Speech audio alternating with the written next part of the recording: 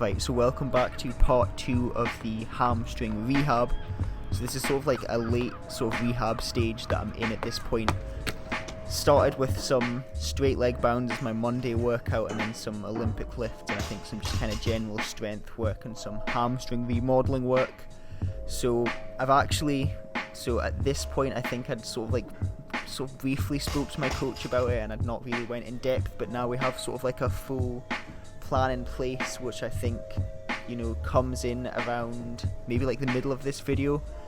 We start to ease back into sprinting twice a week, so during this phase of training, or this point of rehab should I say, I'm sprinting just once a week, and actually for the first week I'm not sprinting at all, and then it's the second week where we add the sprints in. Third week we go a little longer, and then the fourth week don't do any sprints. I just did some long jump and I did a 400 meter time trial in training, and then after that we go with sprinting twice a week. But the general idea is we're just wanting to try and maintain the qualities with some like plyometric type exercises. You saw the straight leg bounds. I had some just like skipping on grass as well. I didn't record any of the skipping because I didn't really think it was interesting. And not only that, it's literally just skipping. It's just not interesting. But yeah, ease back into sprints. You saw there I did some 15 meter block starts. They were feeling very, very rusty. I feel like, so last time I did this exact training cycle back in 2020 when I pulled my hamstring, and it was like very successful. I got back to running my fastest ever, and if not arguably faster than I'd ever ran before doing this exact training cycle. But the thing is, I tried to sort of like progress back to sprints too quickly. I then had that I didn't re-injure my hamstring, but it was just sort of like almost like a scare, like an injury scare, where it's like, my hamstring had this little jolt, and it was just my body saying, hey, it's like, this is too soon. So what I did was just not sprint again for the next 10 days, because it's just really important to exercise a lot of caution when you do have a hamstring injury, because it's very easy to get, re-injure. It's very easy for re-injury to occur, so you just need to be very cautious with it. And there's like a 6-month period with a hamstring injury where, there's a high chance of it happening again. And once you're sort of past this 6-month period, these 180 days, once that's elapsed, there's essentially less chance of re-injury.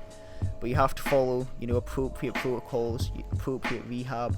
And sprinting's a very important part of the rehab as well, but we don't want to do too much too soon. We don't want to say, let's go and get someone that pulled their hamstring 4 weeks ago to run like 3-4 times 150 meters at max intensity, because that is just a recipe for disaster. So it's all about just sort of like building the confidence back up. And at this point I'd done, I was like lifting very fast. I was doing Olympic lifts with sort of max intent on the lower, like a very fast eccentric. So it's just like all these little things that you can kind of do just to build your confidence back up is like very important. I would actually say like the one thing this time around is I've not had as much sort of like apprehension to push sprints, and that's because I've taken this very cautious, slow approach.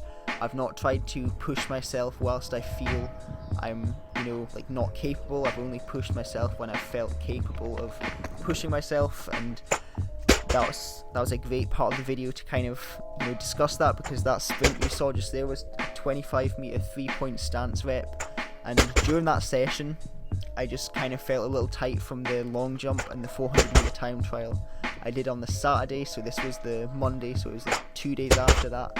I just felt a little kind of like tight from that. I didn't feel like I was, in a great place, in a physicality side of things. So I just sort of like cut the session short after that 25 meter rep. I didn't want to, do the next one and get injured. I just wanted to, rest up after that. And I was doing a lot of rehab work as well, so I've been very stupid, and I've sort of had knee pain for, sort of like 4 months. It happened at like a really awkward time, and I think I maybe discussed it in a previous video, but it happened in December when I was like just about to start my season, and I didn't want to like start doing rehab and mess up my training and do all this stuff. So I was like, right, we'll just try and like manage it, and it's basically like just been sore since then. It's not been like a really like prominent pain that's like stopping me from doing things, but I have had to like slightly adjust my training, so I guess it has stopped me from doing some things. But it's just like, yeah, just like annoying because I don't want to go into like full rehab, but at the same time I probably should, and it's just this sort of like back and forth. But at the moment I'm currently kind of trying to sort it out, so hopefully that'll be kind of sorted by the time I'm, you know, ready to open my season up over 100, and I think it should be, to be fair, but we shall see. But yeah, I guess that's a good lesson as well, is, you know, don't get complacent with like, you know, volumes when doing jump training or doing just like sprints or anything like that, because that's probably the number one thing that will lead you down a path of injury. So yeah, just be smart about what you're doing in training. But yeah, so that is the training cycle.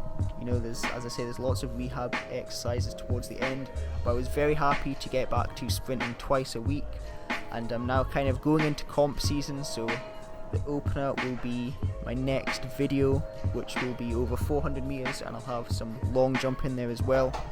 So that'll be at the Scottish Student Championships, and that's really it for the video. So thank you for watching. If there's any questions or anything you want to, you know, tell me, you can drop it in the comments below. I try and respond to every comment. So yeah, thank you for watching.